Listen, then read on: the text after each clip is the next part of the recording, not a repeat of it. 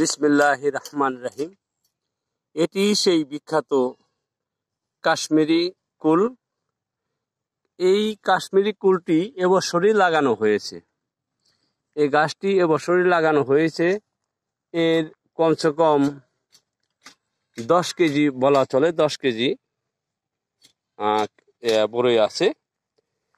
এর দূরত্ব 10 হাত বাই 10 হাত দূরত্ব লাগানো হয়েছে। তো এভাবেই ধরে আছে।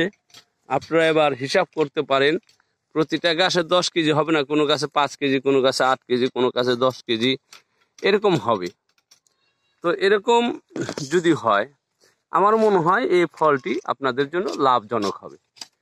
আর ইহা পানিতেও মরে না। এই ক্ষেত্রটিতে কিন্তু প্রায় 10 ফুট পানি হয়েছিল। এই গাছটি কিন্তু 8 ফুট। এই গাছের উপরেও পানি হয়েছিল। তো এই পানিতেও এই গাছগুলো মরেনি। সেই সুবাদে বলতেই পারেন